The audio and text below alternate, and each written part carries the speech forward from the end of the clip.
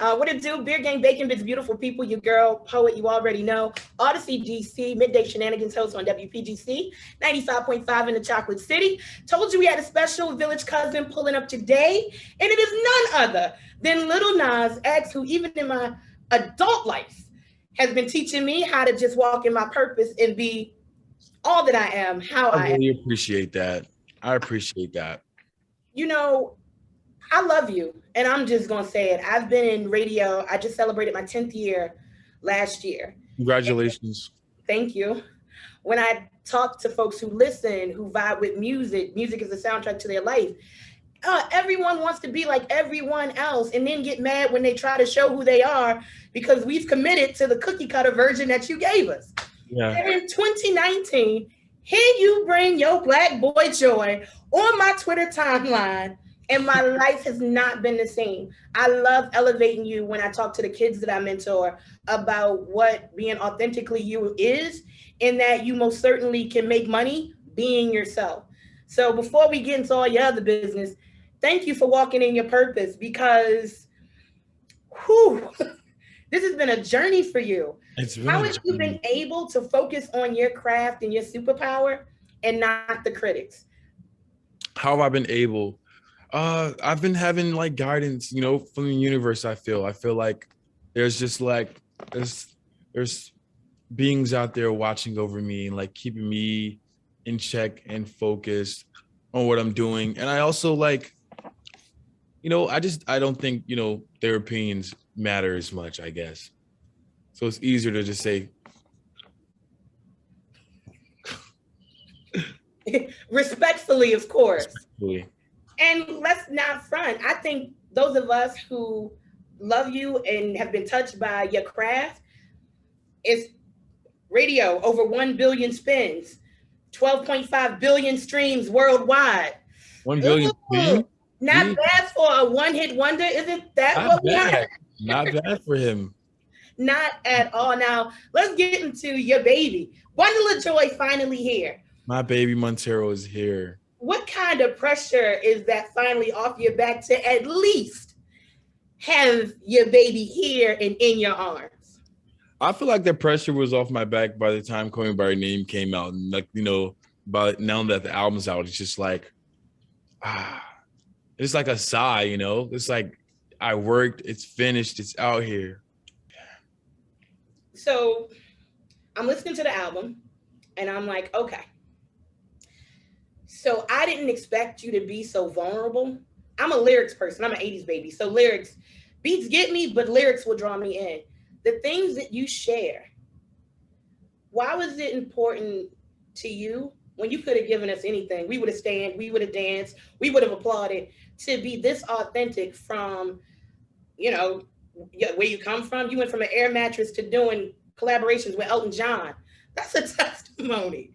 So why was it imperative to you to be like, nah, they gonna get me and really, really me? Because I'm sure there are people, especially when you are a part of a label and a whole situation, that may want you to do one thing because they think that's gonna bring more money. But it seems like you most certainly took some very personal turns that I haven't seen with an artist in a while.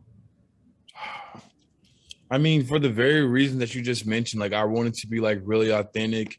I want to build like a fan base like built on me being myself and being real. And I know like, we tell our stories and we tell a million other people's stories. And people love people that they can relate to and then they can feel something from. And I want to give people something they can feel as well as like bops, Yeah. Yeah. And this also was like a lot of therapy for me, like getting a lot of things off my chest. What was of the whole track list? I'll tell you some of my favorites, but what were the more therapeutic songs for you, where you were finally able to like release, open up a door of healing that maybe you thought you had kind of dealt with prior, but you found like during this process, oh shit, maybe I didn't deal with that all the way. Maybe you know what I mean? Dead Right Now, Sun Goes Down, Void, what else? Tales of Dominica, Lost in the Citadel. It's just a lot of them. But those are probably the main ones for sure. So for me, it's Don't Want It, which reminded me of Eminem's Mockingbird. I remember you putting a snippet of it on IG. back when Old Town Road was like what everybody was focused on. And it was in that oldest moment, song. I was like, oh, Sugar Honey Iced Tea. We ain't seen nothing yet. Like, is this what we're also gonna get? Whenever I'm listening to an album, I score it based on if I'm cleaning my house, if I have to skip a track. Like if I gotta stop to move to something else, then it's a problem. For me to go through 15 tracks, bop to each one, a couple of them I cried on, one of me. Scoop is on my Keep Glowing Sis playlist. I play a playlist every morning. Scoop. To get me prepared for the day. One of me made me cry. Really? One of me made you cry? It's one of those feelings of when you are walking in your purpose and trying to live out your dreams, you'll have people that don't know how to dream big that will consistently trip you up. And I don't know if that was the message in that song. Like, that absolutely was the message. Yeah, it's like from another person's point of view, and also like thoughts that you get inside your own head, you know. And like, you know, I really wanted to get that song out and really just like let people know like the shit, you know, you hear and everybody's always in your ear telling you what they think you should do and who you are and what you're meant to be and where you're going to go and where you're not going to go. And yeah, it's a lot. And, you know, we do that to each other as human beings, and it's like really fucked up. I listened to it and I instantly thought it spoke to me, not just because of my own personal life and how I grew up. I grew up in foster care. So I was a statistic a long time ago. I wasn't supposed to make it, wasn't supposed to be having this conversation with you. And it's kind of like that. That's what I felt like, that subconscious conversation that you have. And then the memes we put out that I'm all right, but subconsciously I'm trying to deal with everything. And it seemed like a testimony to all you were going through. I've never seen, well, it's been a while since I've seen an artist come out that it seems like no matter how much good you do, no matter how dope you are, I'm gonna find the one thing that I can kind of make negative and try to draw that out.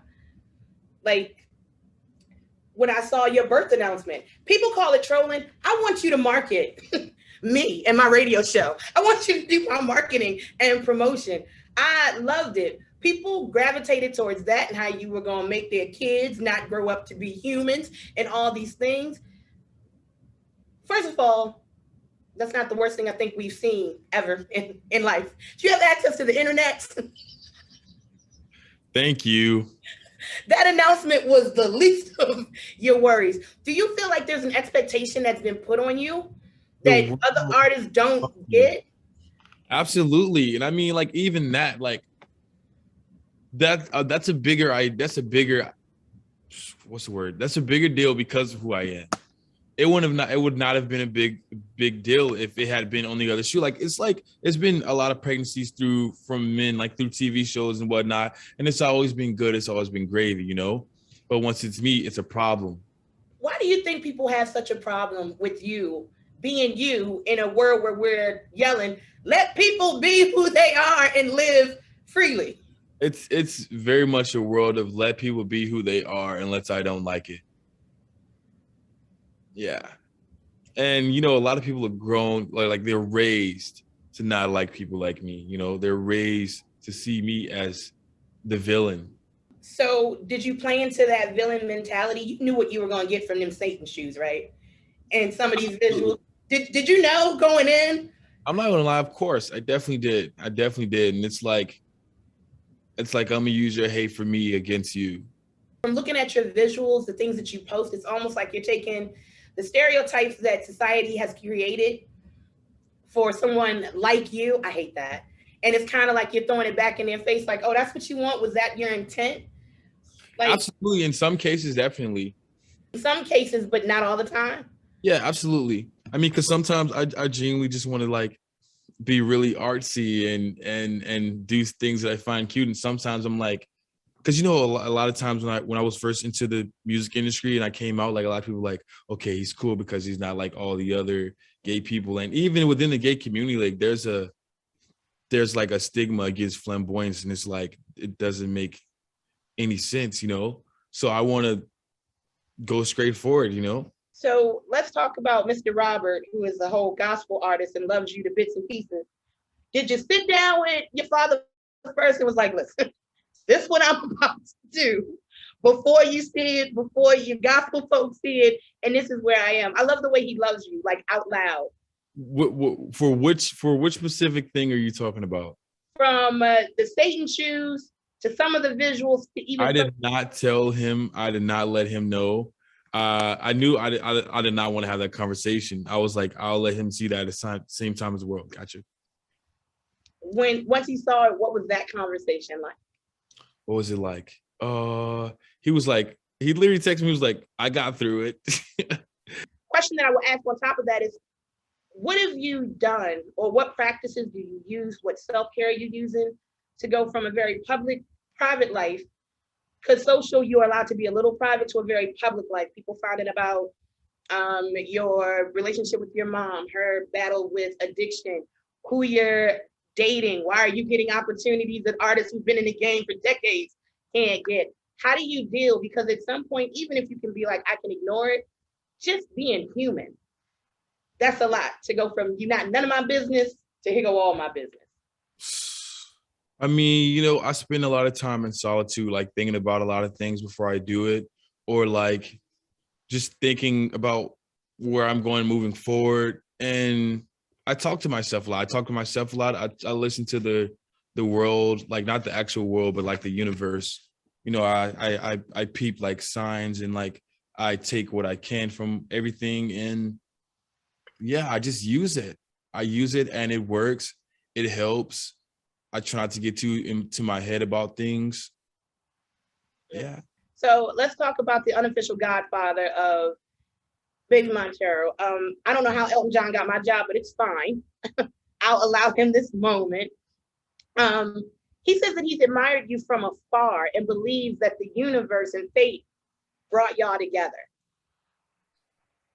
How does that feel for you? I'm sure you knew about Elton John before you got into the game, and that he has admired you in the way that you walked on your own too into this space. That's an insane thing. It's like somebody who's the legend, like one of the biggest artists of all time, even knowing that I exist and admire me and offering to be on my album. Like, that's insane. The Washington Post just did an article that said Lil Nas X empowers invisible LGBTQ plus village cousins, and you are creating a new space for what a Black male mainstream artist is and can be. I really appreciate that. I would love to see it that way. And, I'm excited for this next generation, like even like after me and whatnot, like what they're going to create. It's going to be incredible. Oh, man, I'm excited to see what you do next. And then finally, not too many people paid attention to that Baby Montero's baby registry is still up.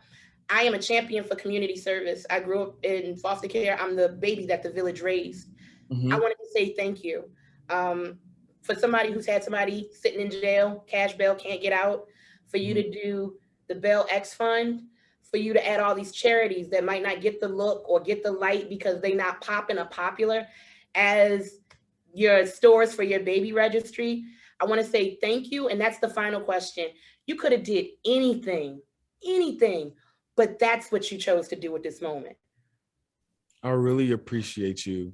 I really appreciate your energy for this entire interview and actually like getting an in-depth listen to me and what I'm doing and whatnot, and not just having like a cheat sheet of Google shit. Normally people wait until the spotlight's not on them. Hey, I'm helping the homeless. Look at me. And in this space where you could have did anything, partnered with anybody, what made you say, nope, we're going to do this bail fund and we're going to do this baby registry this way, and then you can go ahead and let me go?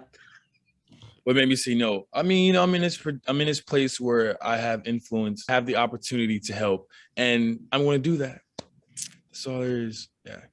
I appreciate you. I love you. I'm hoping that we get a $sign Slime remix with Drake since he was busy when you reached out. Hey, this is Lil Nas X, and this is WPGC. Thank you. I love you. Continue blessings. Love you.